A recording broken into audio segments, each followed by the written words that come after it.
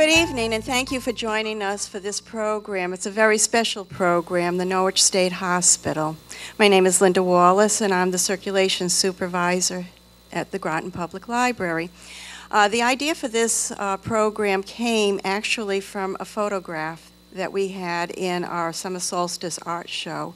And one of my co-workers, Barbara Candler, said, "Oh, this is fantastic," and it is. And she asked the photographer if she had more, and she said yes. So then we knew we had a DVD of the Norwich State Hospital, and from that, things just seemed to snowball and become this program. Now, the photograph was taken by Jennifer O'Malia, and you'll see her work as well as a few other photographers around the sides. If you haven't had a chance to look at them at the end of the program, please take the time to do that. They are fantastic. The other photographers are, let's see, yeah, here we go.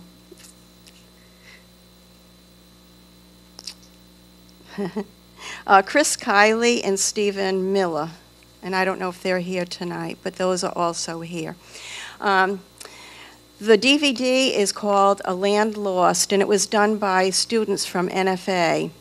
They were there, and we were able to get a hold of this DVD. It is part of our collection. It was produced by Michael Grant and Kyle Johnson and Josh Signorilli, I think is how you pronounce his name. We will have that DVD, and then we will have two panelists.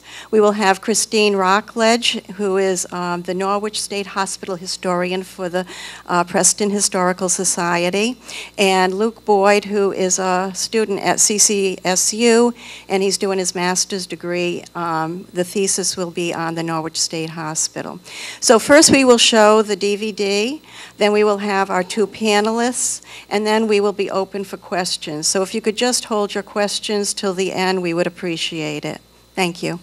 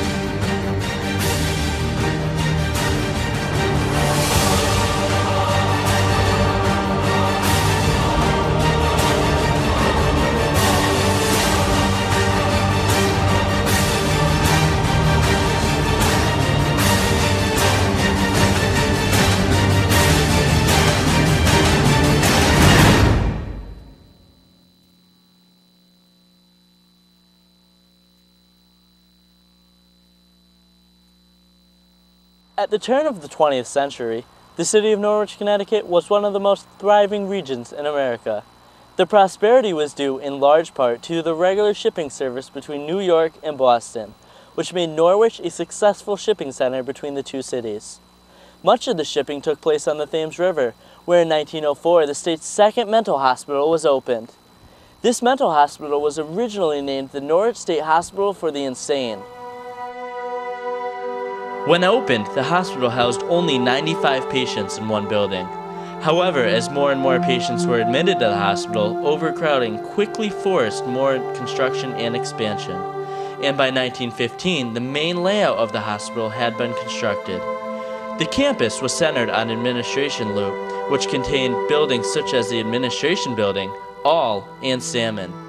The names of many of the buildings at the hospital were given in honor of the founders of the American Psychiatric Association, such as Woodward, Stribling, Kirkbride, All, Bell, Brigham, Butler, Cutter, Earl, Galt, and Stedman. The hospital was constructed as home to those who were unfit to live in the community, such as the criminally insane, schizophrenics, drug abusers, and those with tuberculosis. Expansion continued into the 1930s, and by 1931 the hospital housed over 2,400 patients. The buildings that were constructed were absolutely amazing. The marble staircase of the Administration Building, along with the Gothic-type architecture of many buildings, symbolized the pure beauty of the hospital. A curious facet of the hospital was that it was self-sufficient.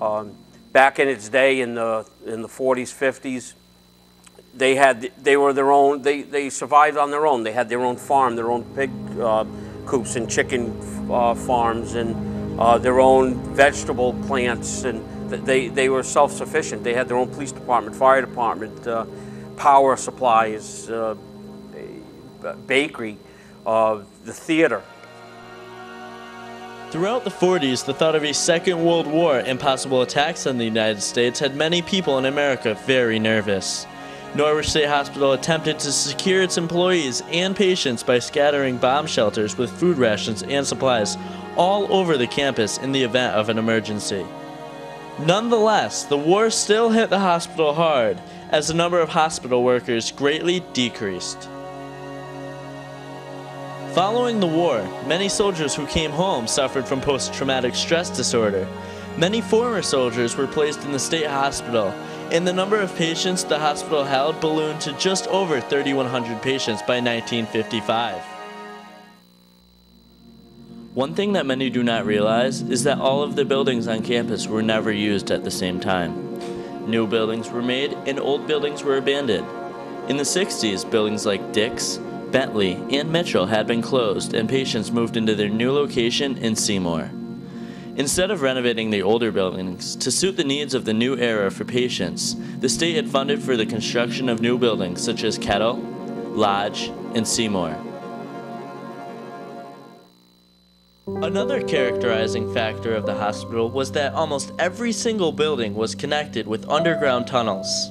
The tunnels connected the back of the campus to the front of the campus, and the tunnels formed the shape of a pentagon. You could walk through those tunnels and see how they shuffle thousands of people through from, say, Dix and White to the dining halls or to the theater.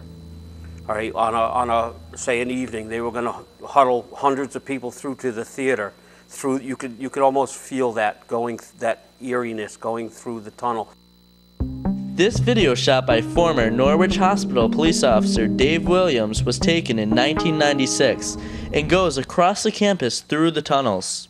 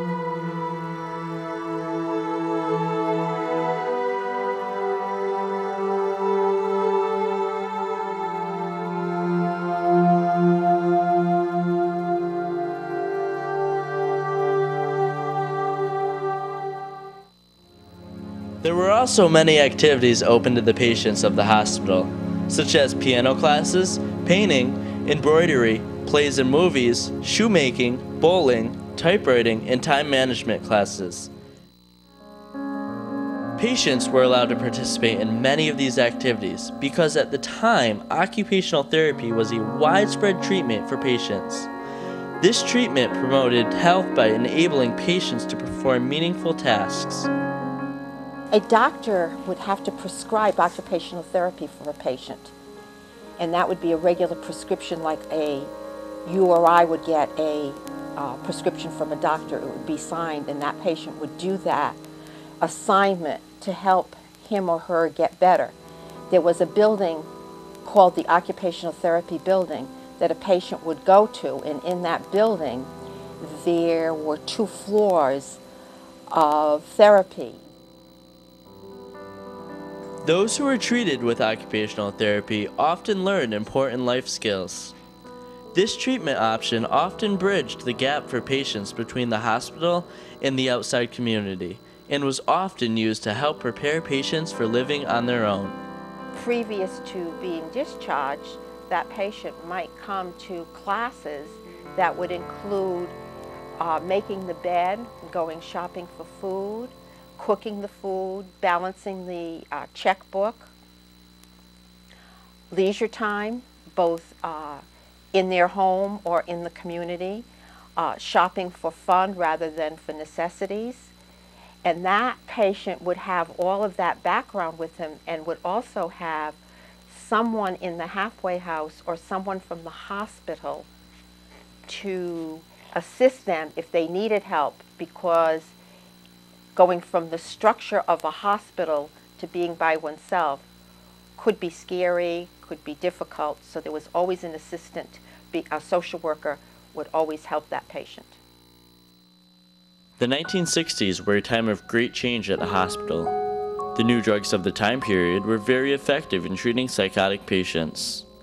The drug chlorpromazine, also known as Thorazine, was developed to manage psychosis, mainly for those diagnosed with schizophrenia and bipolar disorder. It reduced hallucinations and delusions. The drug was described as the single biggest advance in psychiatric history, and it dramatically increased the prognosis of those with mental disorders. This new drug largely replaced many of the former treatments that had been prescribed at the hospital. Before Thorazine, there wasn't much that could be done to help psychotic patients except to either restrain or sedate the patient when they were out of control. However, Thorazine actually treated the patient while at the same time sedating the patient. See, before my time, there were no effective medications. But in mid-50s, Thorazine was discovered. That was a major thing. I mean, that was a main treatment for schizophrenia. And they started changing things. By the time I came in, there were other medications, and by the time I left, there are quite a few. It has changed.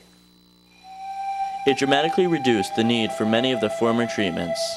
Former police officer Robert Murphy recalls one of the crude treatments of the time, electroconvulsive therapy, which was used to treat those with bipolar disorder and depression by inducing a seizure for therapeutic effect. We did electric shock treatments in the Kettle building up until probably early 80s, and then they went and switched that over to the general hospitals such as Bacchus and Lawrence Memorial. But we used to do these shock treatments right up on the medical floor in the Kettle building. The treatments changed as you got into the 1970s and into the 80s. They went from ice cold pack wraps to just your basic restraints in order to control the patients. The introduction of Thorazine also reduced hydrotherapy use. This treatment consisted of placing a patient in a tub filled with hot water for hours at a time in hopes of treating illness and relieving pain.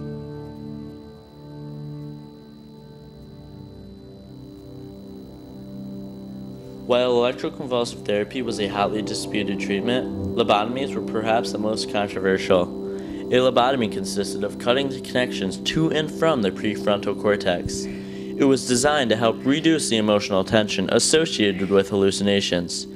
However, it was only used as a last resort when all other options weren't working. At one time, they used to do lobotomy, not in my time.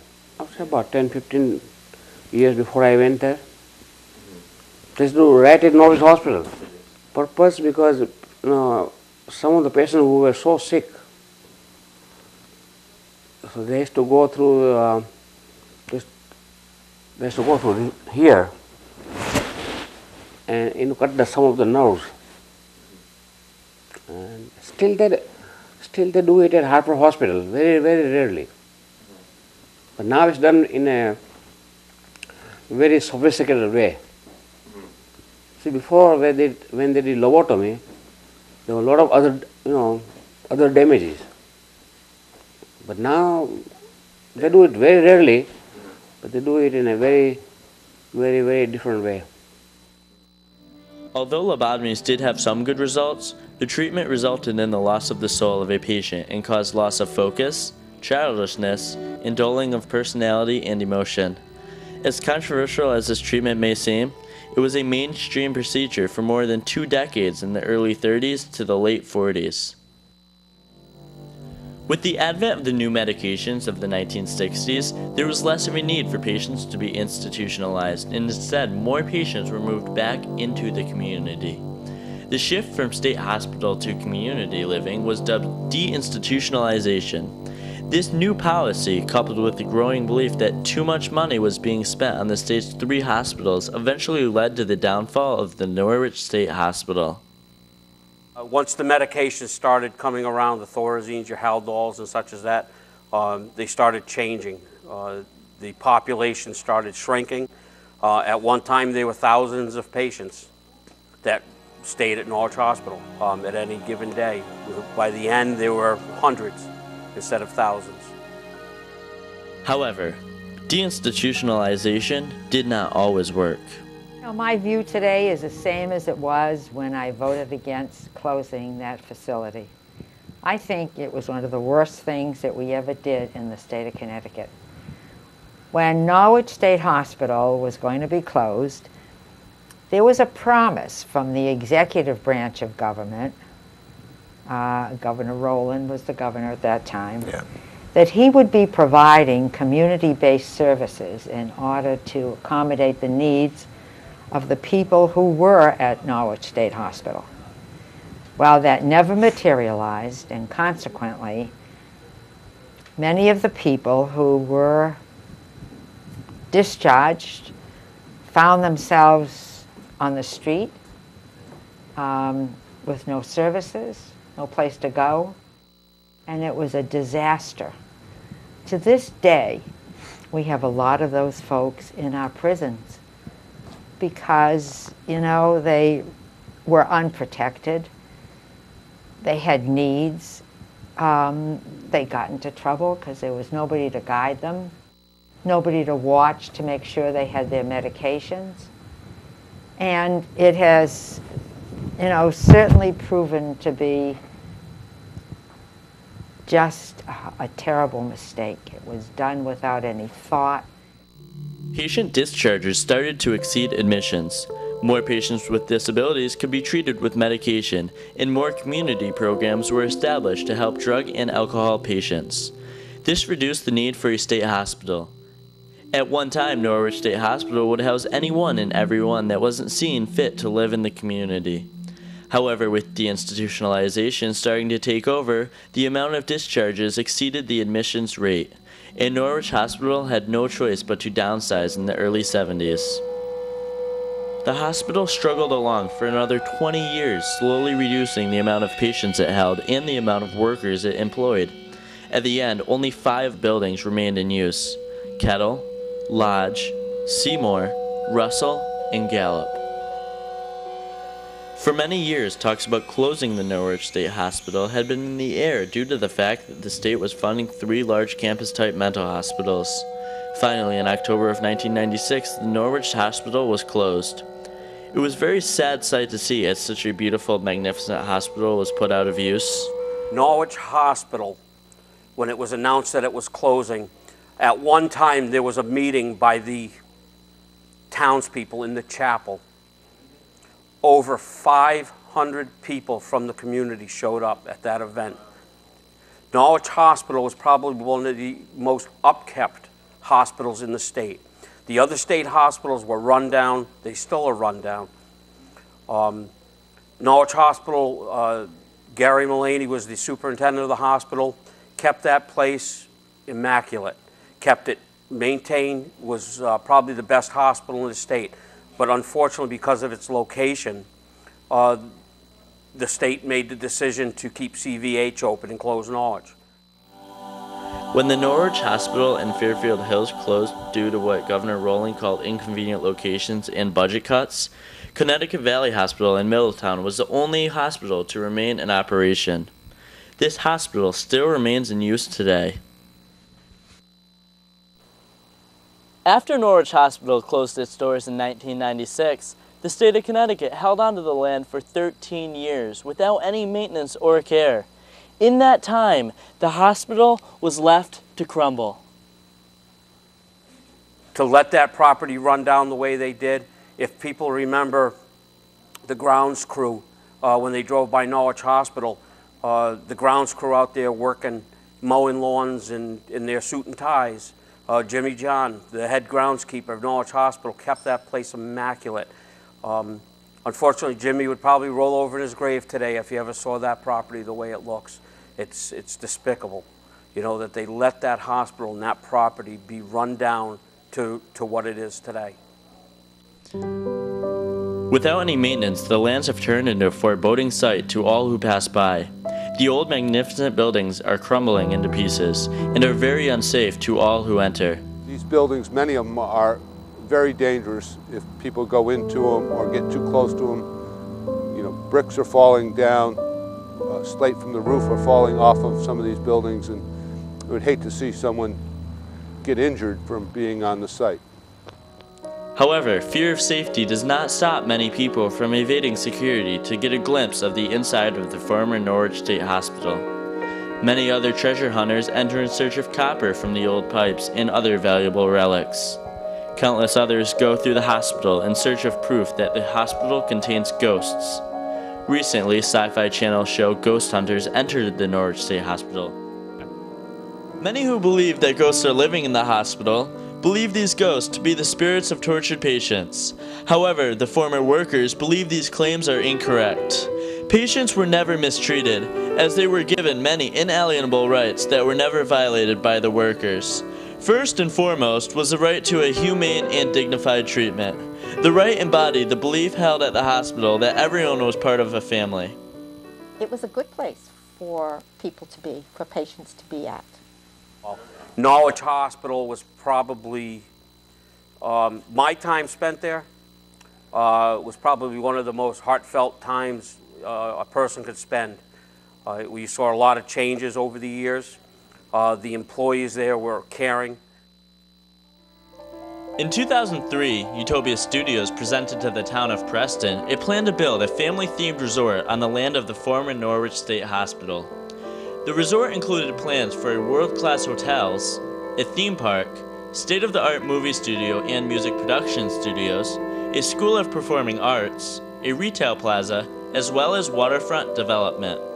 The plan proposed much benefits to the town of 5,000. However, the skeptics believed that the plan would destroy the atmosphere of the town with excessive traffic. The Utopia plan eventually fell apart due to much opposition faced by the company and because Utopia Studios did not feel like it was worth it to clean up the hospital grounds. And making sure that they are going to do what they say they're going to do, and they had the money to do what they said they were going to do. And in both cases so far, the developers that were have come forward and said they wanted to do something. When it came time to perform, to come up with the money and put up the bonding to clean up the site and ensure that they were going to do the development they said they were going to do, none of them could perform and none of them had the money at the time it came to put up the money. Recently, the town of Preston bought the former Norwich State Hospital property from the state for only $1. We bought the property from the state for $1. We've been involved in this property for probably 14 years, trying to get the property developed while the state owned it. We were very well aware of the cost involved as far as maintaining the property, securing the property, insuring the property. We were very well aware of the extent of the environmental contamination on the site. It's a huge undertaking by the town, but in the long run, I think 10, 15 years from now, we're going to look back and say it was the best decision we ever made. In the short term, there may be some pain associated with that, of the cost of getting this job done and the amount of work that it's going to take to get this job done. Long term, I have no doubt that it's going to be the best decision we did. Recently, the town signed a contract with Manafort Brothers, a demolition company that will provide site access control, salvage, abatement, demolition, and assessments that will allow the town to begin the job of cleanup. From this point forward, we can start abating the property, which means cleaning out the things that are toxic, the things that are bad. We can start demoing, we can salvage material, and when we get a clean piece of property, it entices developers to take a look at us. Very excited about the opportunity to build the partnership with the town of Preston to help get this project up and running. I mean, the goal all along was to get things started for, and help promote the development or the next step of this project to really get it moving, and we're very excited about it. So it's been a pleasure working with the PRA. Has really this hasn't been an easy agreement to get through, and it's been a real pleasure working with the PRA and the town members and board members to really get this nailed down to be able to sign this contract today. So we're very excited about the opportunity. In past months, Manafort Brothers has encased the Norwich State Hospital property in this 1-mile chain-linked fence. Preliminary plans suggest that buildings like Kettle and Ribicoff will be the first buildings to come down. The Preston Redevelopment Agency also plans on restoring the administration building in hopes of preserving some of the great history and memories of the hospital. However, much of the history and memories of the hospital will only be preserved by the former workers of the Norwich State Hospital. Reporting from Norwich, Connecticut, I'm Josh Singranelli.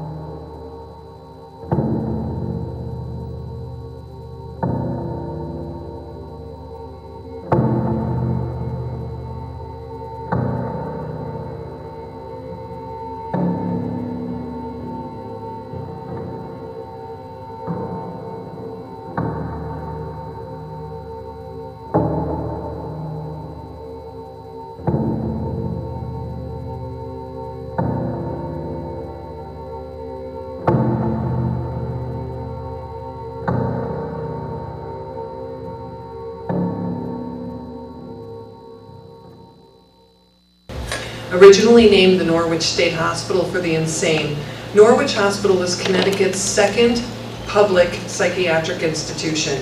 It was built to relieve the congestion of overcrowding from the state's first psychiatric institution, Connecticut Valley Hospital. The Kirkbride plan influenced cottage-style asylum quickly grew from its initial beginnings of approximately 20 buildings set in place by 1915 to over 60 buildings, hundreds of acres of farmland, and as many as 5,000 combined patients and staff. Along with the building expansion and evolutions in patient care, the hospital changed its name 3 times. A century ago, mentally ill persons were treated as embarrassments to families and as horrible dregs of society. They were cruelly shunned and stuffed away in private almshouses or sent out left to fend for themselves with no access or any hope of treatment.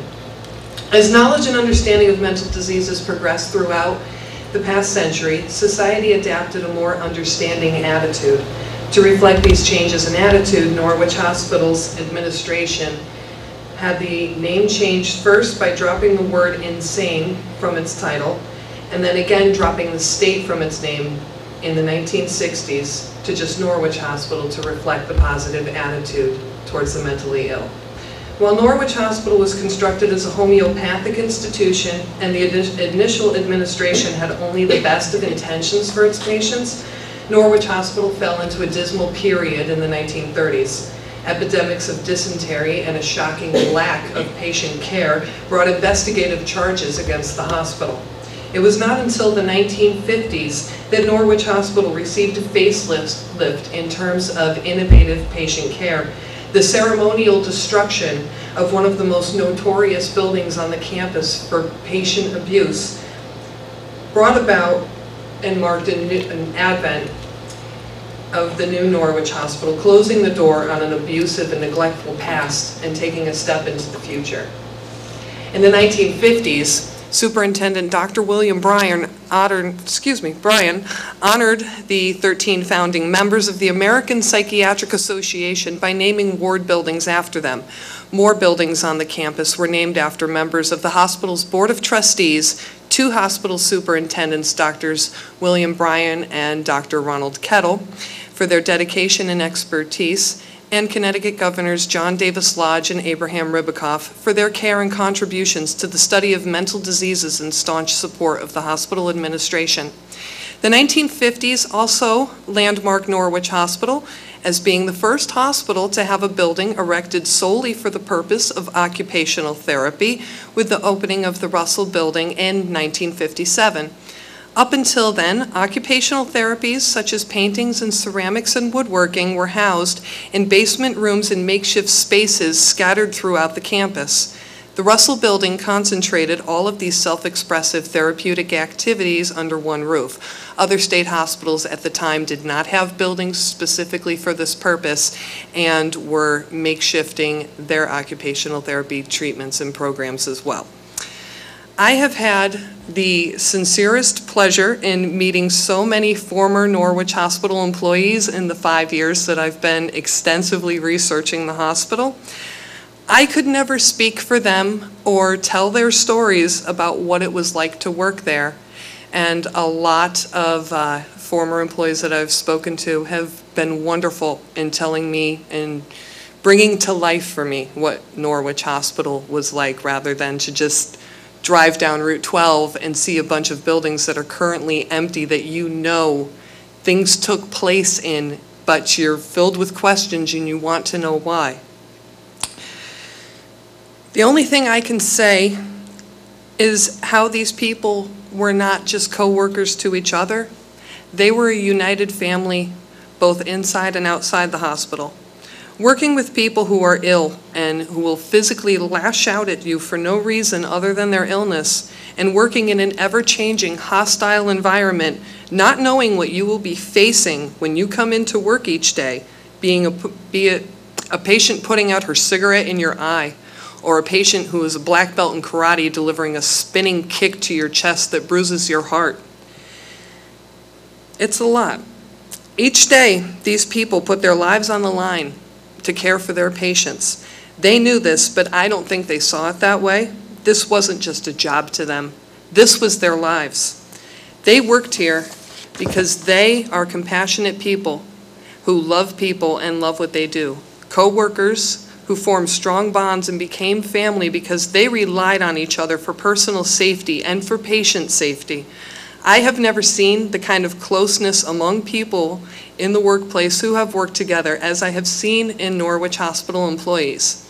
16 years have passed since the closure of Norwich Hospital. Employees may not work together anymore, but that bond of family has not disappeared one bit. Sitting in Kathy Martin's pizza shop, chatting with Patty Nichols and Steve Fallad and Karen Kingsley, I have seen that the family formed all those years ago is still as much alive as the history and memory of Norwich State Hospital always will be.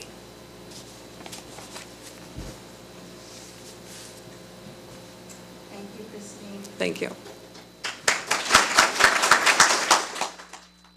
My name is Luke. I'm a student at CCSU in New Britain, so I'm from the other side of the river. And I came to know the Norwich Hospital campus when I was a student at Eastern Connecticut State University. I'm just collecting all these CSU degrees in my life. And so I was, driving by, again, sort of by happenstance, by the casino, and I came upon this area, and I had no idea what it was. And so I had some friends, of course, from the Norwich area, and they told me, this sort of sordid, popular history, that there are ghosts involved, and lobotomies were done there until 1995, and all these, popular histories, these myths, these legends. And people who didn't grow up with the hospital operating and who aren't told exactly what happened there are prone to fill in the history with whatever they want.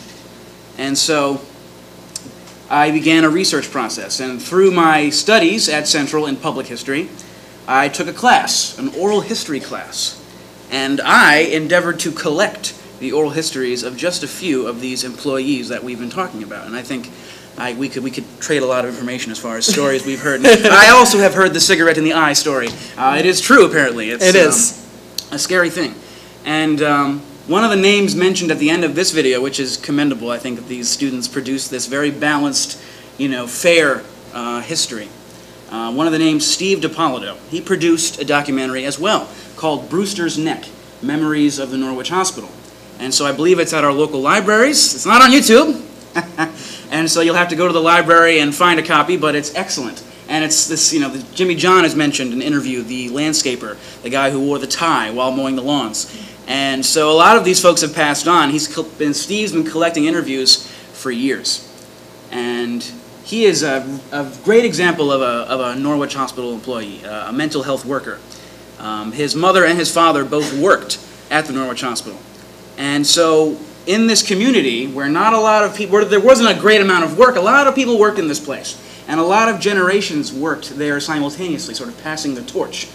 And what you hear in the documentary about Norwich being special, about being unique, I think that was true, because the employees there saw themselves as truly dedicated to this idea of mental health and this caring and compassionate community, this sort of healing community. And so I've been collecting oral histories, and if any of you, if any employees that are here tonight would like to share your information, your stories, you can speak with me after the presentation. But I also am a bit of a postcard enthusiast. I love the idea of the postcard culture. And so I've collected a lot of images of postcards and other images of hospitals, and in particular the Norwich Hospital. And so I'll address those at the podium here. Can everyone hear me all right? Better from here? All right, I go right here. Here we are. Okay, yes. So the view we're looking at now is a postcard from the Hartford Retreat, which in Hartford, which was really Connecticut's first mental health institution. And it became a model of this new sort of caring idea. It opened up in the, I believe, 1830. But this is a view from, I believe, the turn of the century. This nice Technicolor image here. And so this is a very large building, the main building, that was added on to several times, and I'll show you the floor plan of that. And you see how ideas of construction of mental hospitals change as well with Norwich. And so this is a picture in Middletown. This is CVH, Connecticut Valley Hospital. And so this was that first hospital built in the state system. And so it was quickly overcrowded, and that's why Norwich was needed to be opened. But it's amazing how in just 92 years, Norwich sort of, was outmoded. It was already out of fashion, and we're consolidating now, taking less people in the hospital staff. And this is the Fairfield State Hospital, which opened in the 1930s. It's also closed in 1994, 5, 6, in this consolidation, deinstitutionalization, all these great terms for this process. And so it was deemed that only CVH would be the sort of central unit. And this is at the Meriden Sanitarium, the Undercliff Sanitarium in Meriden, which was another sort of small institution. I like this because you can see the patients. And this is an amazing postcard. Can you imagine getting this in the mail? I mean, it's incredible. It's like, oh, there's my mom. Okay, great, it's great. Yeah, it's very sad. But this is the kind of very typical scene. And a lot of those buildings at Norwich have these verandas where in those days they would have patients sitting in a blanket. In the early days, these hospitals were a catch-all for all the undesirables, right? So we think of mental health as people being always sort of shamefully put aside. And so in the beginning, a lot of these people were alcoholics. And when Norwich Hospital first opened, if you were, arrested for drunken disorderly conduct in public or what have you, or your family commits you, you might be there for a month or two out of the year, and then 10 months later you come back in, you have like a yearly retreat, to the mental hospital. And so as our attitudes towards alcoholism, and we specialize training and medication of people, those ideas changed significantly. But in the beginning, these hospitals were a sort of umbrella for everything. And so this is an early view of the Norwich Hospital. And this is when those guys, Kirkbride and all those old men sat down and formed the American Psychiatric Association. They had all these rules and ideas about how a hospital should be laid out. And they said that a hospital should be within 2 miles of a town or a city. And if you take your odometer and you drive from the center of Norwich out to the Norwich Hospital on Brewster's Neck, it is about 2 miles. And so it's very deliberate choosing this land. And you can see it's very sort of agrarian, very clear, very open, and very beautiful. And it's in stark contrast with the images we have today. And so this is that floor plan of the building in Hartford. And so the Hartford Retreat, the old plan was when you ran out of room, you wouldn't build a new building, you would just add on. Just like all of our New England style homes are all these add-ons, these giant monstrous houses over the years. Same sort of system. By the time Norwich Hospital comes around, turn of the century, they have this new idea of a campus of buildings connected by these sweeping and curving trails, and it looks more like a college campus or a park than, a sort of almshouse or, a sort of a scary place. And on the one hand, it's to the outside world looking in, saying, oh, this mental health thing is all right. It's far enough from the community, but it still looks very nice and pretty. And also that idea that with occupational therapy, patients tending to the gardens as a means of recovery as well. And also that this landscape could sort of heal you as well. This is all sort of that idea. And so this, I believe, is either all or Salmon, the buildings that are no longer with us here. Again, a beautiful image here. I can't get over the culture of sending images of these places to your friends and family. So there's a great aerial shot. I think this is from the 1930s view of the Brewster's Neck complex at its height. You can see all the sweeping drives, and I think it was the tunnel system was necessary because it would take you forever if you had to walk around every single trail to get to the buildings, right? You want one straight shot. And so the people I've interviewed said that the tunnels, at least in the 80s and 90s, were used more by employees, quickly navigating the campus going back and forth instead of transporting people. Because apparently, by the time they're starting to close, they had sort of miniature cafeterias in each of the sort of dormitories, the wards, if you were. And so they wouldn't be shuffling to a big cafeteria. They would just feed them on that site, and they wouldn't really move around too much. Classic view there of the administration building. I believe one of the only buildings that will actually survive and not be taken out by a wrecking ball, thank goodness. It's got beautiful marble fireplaces and stairwells. I mean, it's a gorgeous building. And the fact that it's been abandoned says something about our culture. We're forgetting what went on here and the sort of modes of treatment and these people and the people who worked there. And those who did work there feel like they've lost some pride, because of the state of this place. We're unremembering it, and I think that's a real travesty. You can see here the reservoir. Again, the whole place was self-sufficient. They had farming. They had all the amenities here. It was like a little self-sustaining utopia. It was very idealized. And that's the end of the images. I guess I'll go back to my seat. So yeah, that was just some great images I've been collecting, which I thought would have been nice to contrast with the modern images of peeling paint and things that are dead. And so I'm committed to this project, and this is, for me, I think it should be a conversation. So who among us here, are there any employees here who'd like to identify themselves? Just show of hands. Yes. Yes. See, these are people in our communities here. Or anyone here who had visited the hospital in any capacity when it was open. Yeah, a fair amount of us. I understand, baseball games and shows and things. So there were some public events, and this place was interwoven with the community. I guess that's it. All right, I want to thank you all for coming, and feel free to look around.